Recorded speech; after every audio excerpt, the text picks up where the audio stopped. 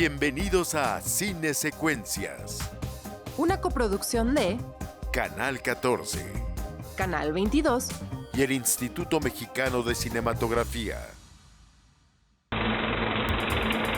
En este programa tenemos una entrevista con la realizadora Alana Simois sobre su documental La Falla, que busca responder a la pregunta: ¿el sistema educativo escolarizado realmente ayuda a los niños a la comprensión del mundo? Después, iremos a la Biblioteca Pública del Estado de Jalisco a visitar su archivo visual y sonoro, el más importante de la región centro-occidente de México. Para finalizar, haremos un recorrido por la exposición Memoria y Vestigios de los Estudios Churubusco. ¡Corre programa!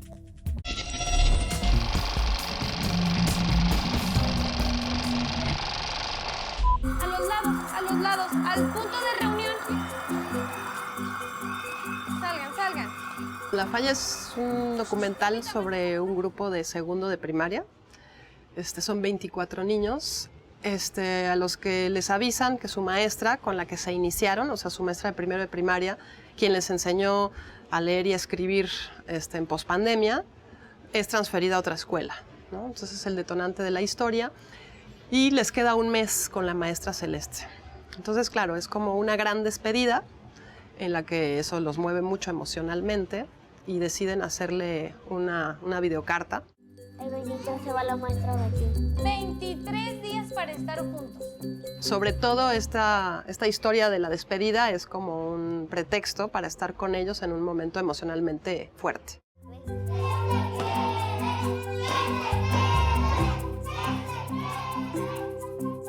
Y nosotros nos instalamos ese mes con ellos, ¿no? En los pupitres, y no salimos de ese salón. Y fue un mes con mucho movimiento. Yo no tengo papá. ¿Tú no tienes papá? Mamá está Ay, Dios. Nos sentábamos siempre en el suelo o en sus mesillas. De hecho, mi fotógrafo tenía dolor de rodillas todos los días porque estuvimos en cuclillas prácticamente un mes.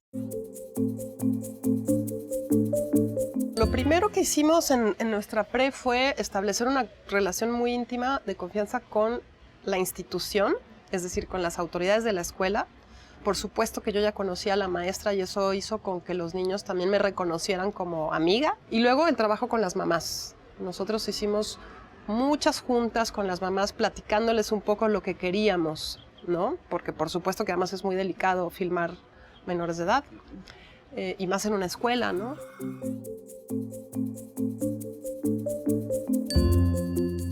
Yo conocí a la maestra Celeste cuando era normalista.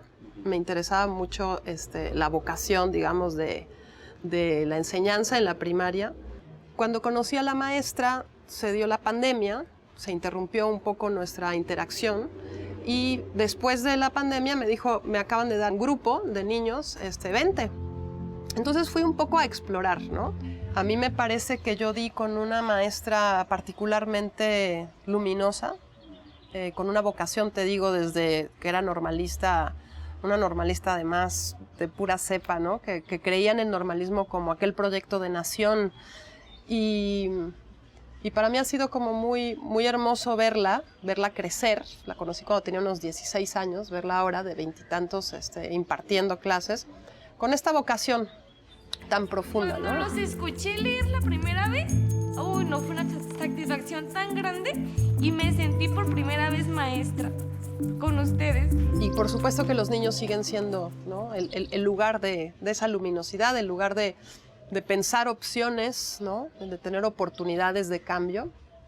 Y gente como Celeste a mí me aporta la esperanza de decir, hay gente que sí se está entregando a ello, pero hay un sistema o una narrativa, no sé, que fallida, que es muy difícil de desarticular, ¿no? 1, 2, 3, 4, 5, 6, 7, 8, 9. Tenía una pregunta rectora que me hacía participar de ese espacio, pero todavía no tenía una historia particular. Y la pregunta era un poco qué decía del mundo, lo que le enseñamos a los niños, ¿no? Dentro y fuera de las aulas, qué revela del mundo eso que les enseñamos. Yo los recibí después de una pandemia, cuando ellos no sabían nada. El clímax es que se va la maestra y que ellos están como padeciendo esta despedida, ¿no? sobre todo porque están muy apegados a ella, no han tenido otra maestra, entonces es como una guía y es importante. Y eso los tiene a ellos muy nerviosos.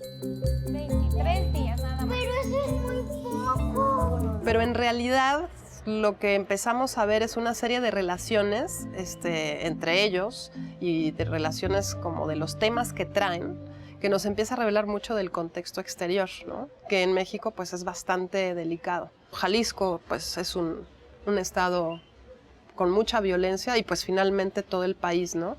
Entonces incluso los contenidos que le dan a los niños en otros países sería impensable, ¿no? Como estos simulacros de balas, ¿no? De balaceras, qué hacer en caso de un tiroteo, ¿no? Los niños también lo han normalizado, ¿no? Y eso es lo que me parece pues, sumamente delicado. ¿Qué saben ustedes que es una falla? Cuando te equivocas en algo y fallas en algo. Así es, un punto para Canon, un punto para Canon, muy bien. La falla tiene como muchos porqués. En primer lugar, porque surgió de un accidente, ¿no? Es decir, la película no iba a ser sobre este grupo en particular y la pandemia nos hizo, pues, reconfigurar, ¿no? A los personajes y a lo que íbamos. Entonces, ahí ya empezó como a existir este accidente que al final nos llevó a buen puerto, ¿no? ¿Qué está pasando? Por otro lado, septiembre pues fue un mes importante porque se hace el simulacro y se celebran ya dos terremotos hasta ese momento en 19 de septiembre y nos volvió a tocar el tercero en 19, ¿no? Entonces como que la falla tectónica también nos estaba persiguiendo y se hizo muy presente. Y por último, y quizás el que tiene que ver con esa pregunta rectora, esa búsqueda, era ¿cuál es la falla, ¿no? en nuestras narrativas? Porque finalmente creo que lo que les enseñamos a los niños de esa edad pues son una serie de narrativas que nos constituyen desde la escuela, ¿no? En clave de historia de su país, en fin, de su contexto. Y cuando yo empecé a ver que no sabía nada, dije, ¿qué voy a hacer? A mí lo que me interesaría es regresar un poco a esa infancia, volver al pupitre, de alguna manera, y poder reconocernos, ¿no? En esos niños. Creo que eso podría funcionar como un espejo. Y esta edad, entre los 6 y 7 años, me parece particularmente interesante porque me da la impresión de que es la edad en la que empiezan a descubrir también el dolor en el mundo, ¿no? Es decir, se salen un poquito de este lugar de confort y de fantasía de papá y mamá, dejan de ser esa extensión, ¿no? De la familia y empiezan a ser como más autónomos. Pues somos José Ramón Miquela Jáuregui y yo, los productores asociados de Cinematrópodos, y recibimos el apoyo de la Secretaría de Cultura de Jalisco para el desarrollo en una convocatoria que se llama Proyecta Producción. Recibimos también de Filma Jalisco y luego Focine desde la producción a la postproducción. Entonces, muy agradecidos que realmente la película desde sus inicios nos permitió avanzar rápido, ¿no? En su producción y postproducción, y también contamos ya con distribuidoras nacional e internacional.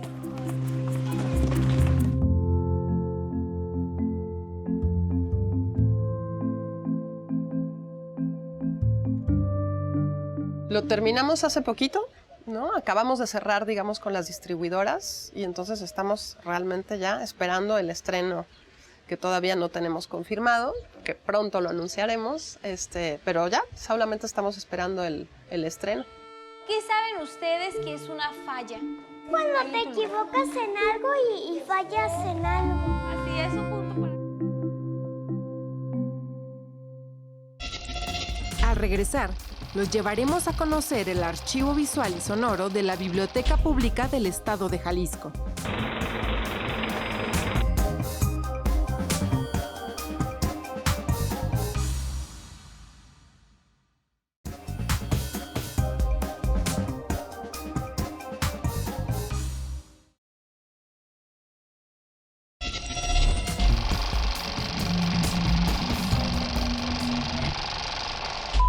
Dentro del moderno Conjunto Santander de Artes Escénicas de Guadalajara se levanta el icónico edificio que alberga a la Biblioteca Pública del Estado de Jalisco.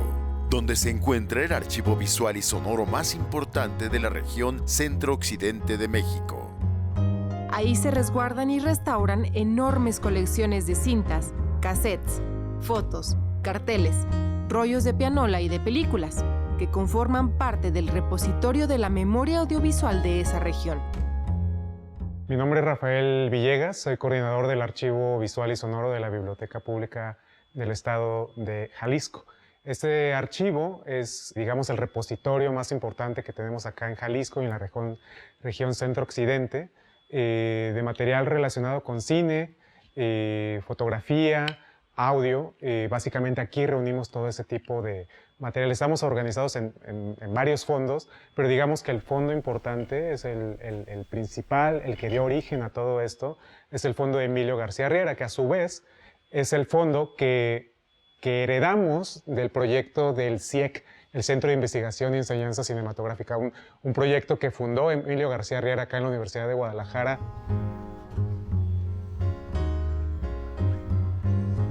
En el 86, Emilio García Riera fundó con los investigadores del CIEC esta institución que se orientó a la enseñanza y al archivo también, a la documentación y a la investigación del cine acá en nuestra región. Fue, digamos, un parteaguas para nosotros, porque de ahí se derivó también la muestra de cine mexicano, que hoy es el Festival de Cine, y también se derivó eventualmente el Departamento de Imagen y Sonido. Es decir, todas las funciones de enseñanza, de exhibición, ahora la Cineteca, y nosotros nos quedamos acá en el Archivo Visual y Sonoro con la parte archivística, ¿no? De todo esto. Es un archivo muy, muy, muy amplio. Aquí tenemos, digamos, un muestrario, pero en realidad ocupamos muchos espacios.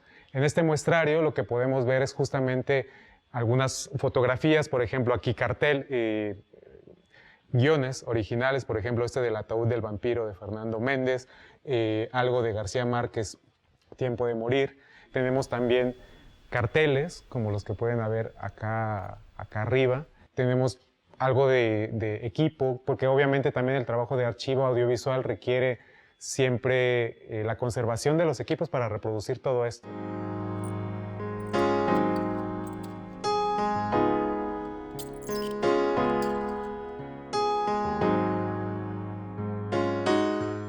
En este archivo nos encargamos de preservar diferentes formatos y soportes de cine, con la idea de preservar el patrimonio cinematográfico del Estado sobre todo, pero también a nivel nacional. Tenemos formatos videográficos, formatos ópticos y también fílmicos, y conservamos material fílmico de 16 milímetros, 8 milímetros y 35 milímetros. Además de conservar también el patrimonio del equipo fílmico de proyección.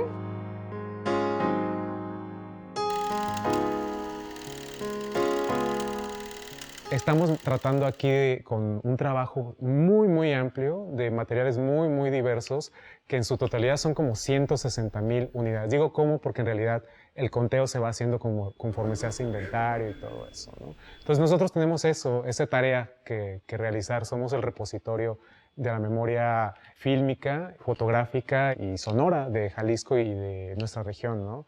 También tenemos ahora, desde hace algunos años, un trabajo para rescatar películas en 35 milímetros.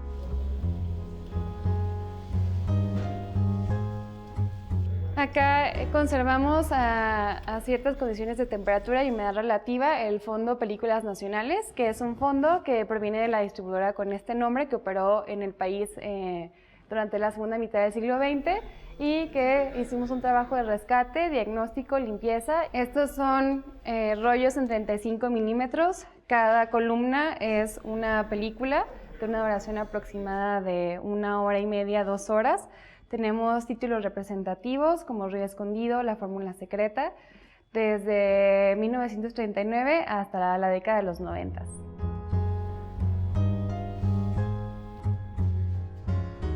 Y actualmente pues, nos encontramos en monitoreo y damos gestión de la colección para que esto pueda seguir conservándose a través del tiempo y dar acceso a los usuarios.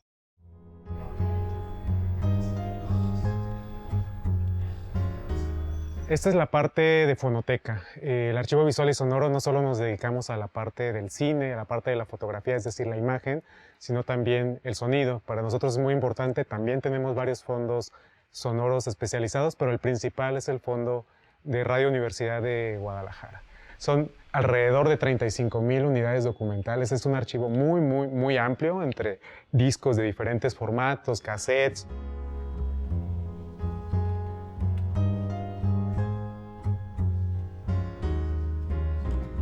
En este fondo tenemos también diferentes formatos, diferentes soportes, como por ejemplo esto de los rollos de pianola.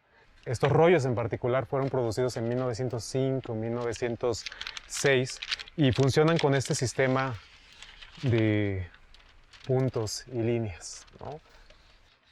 Cada rollo es una canción y es música del siglo XIX básicamente, ¿no? Tenemos una colección de esto.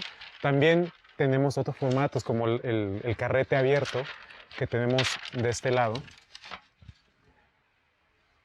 Básicamente lo que tenemos es música, programas que en este registro, y lo que hacemos es digitalizar, porque para poder dar acceso a las personas, la digitalización es fundamental, no solo para dar acceso, sino también para conservar los materiales. De este lado tenemos más documentos todavía. La estantería móvil nos permite guardar más volumen. Por ejemplo, de este lado tenemos un poquito discos, vinilos, acetatos, cassettes. Aquí está toda la producción de Radio Universidad de Guadalajara que hicieron durante, no sé, alrededor de 3 décadas. La producción en cassette, que las organizamos así en pequeñas torres, programa por programa. Todo está aquí registrado. Todo esto lo vamos también digitalizando para su conservación y su acceso. Al volver del corte, continuamos con la exposición Memoria y Vestigios de los Estudios Churubusco.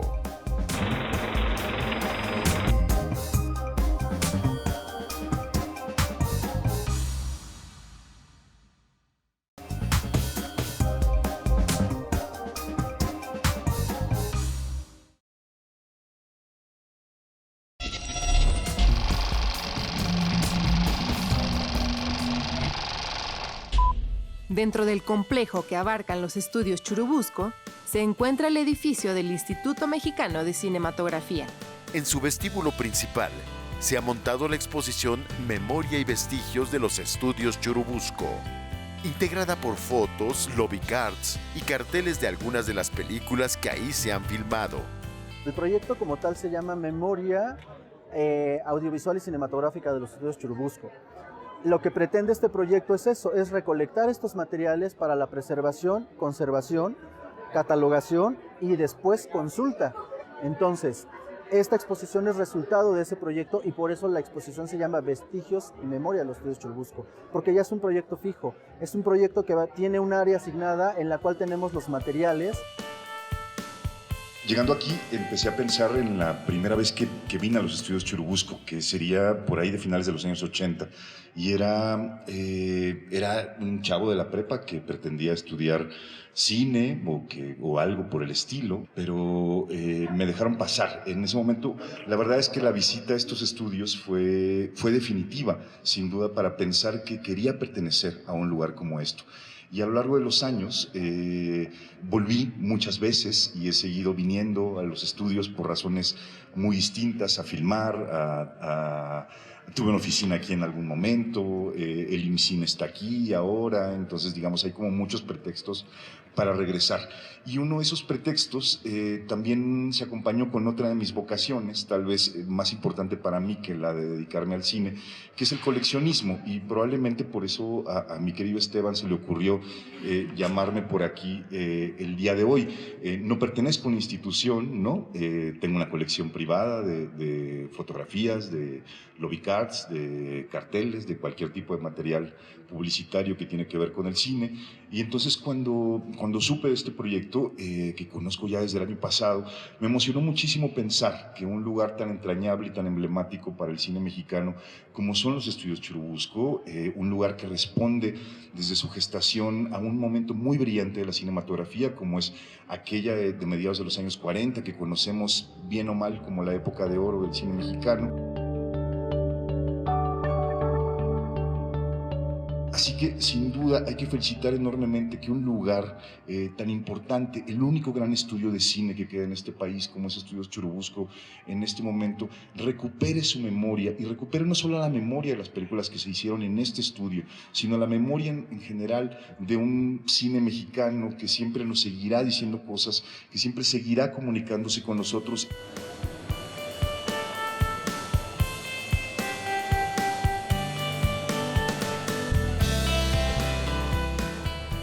Celebro, por supuesto, la presencia de un personaje inolvidable del cine, protagonista de un pedazo de obra maestra que es Los Indolentes, que es la señora Ana Martín, y de todo su maravilloso trabajo con un director magnífico y lamentablemente poco citado ya en la historia, que es José Estrada. Si yo sigo aquí, a mis 77 años, manejando mi edad, mi carrera como yo la quiero manejar, haciendo lo que yo quiero hacer, es por un señor que se llama José Estrada. Y me da muchísimo gusto que lo hayas tocado, el tema, porque hice grandes películas, entre ellas El Profeta Mimi. Ver este cartelón.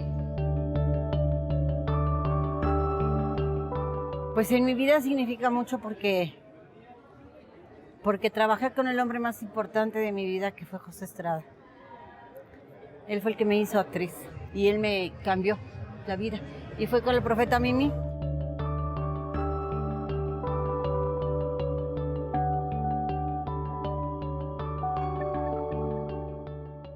Este es un lugar para amarlo, por toda la maravilla que ha dado y que nos ha hecho orgullosos en el mundo entero.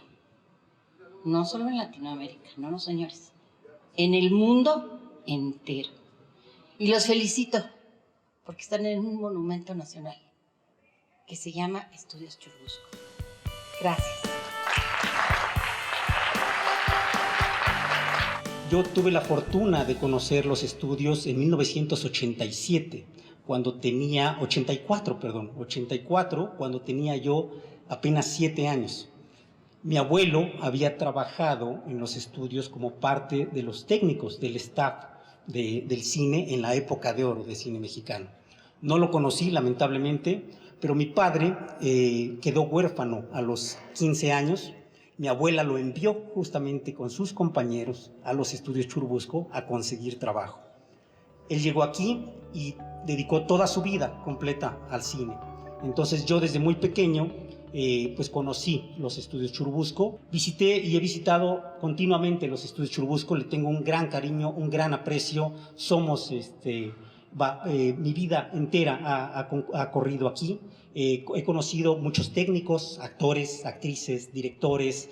Celebro y me parece una gran oportunidad el hacer esta exposición. Creo que este es el inicio apenas de una labor enorme, ¿no? Les digo porque pues estamos en el área de conservación y preservación, que es una de las siguientes etapas, y el último eslabón efectivamente es la conservación, la preservación y la restauración de nuestra cinematografía.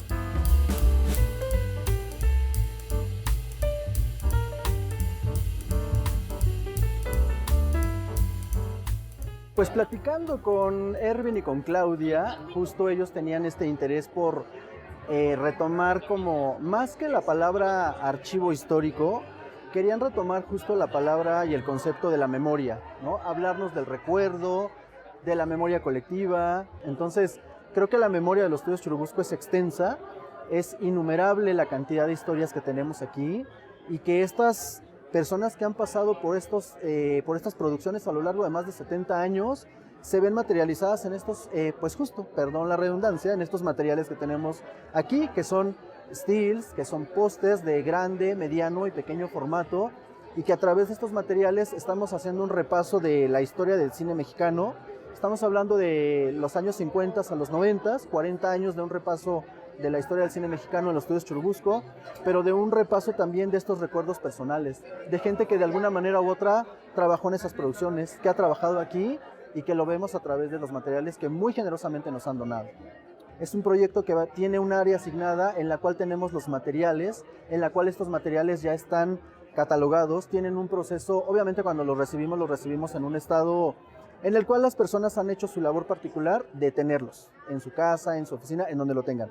A partir de que llegan con nosotros, tienen un proceso de limpia con todas las normas que nos dicta la Ley General de Archivos, porque todo esto se tiene que hacer bajo la normatividad que nos van marcando.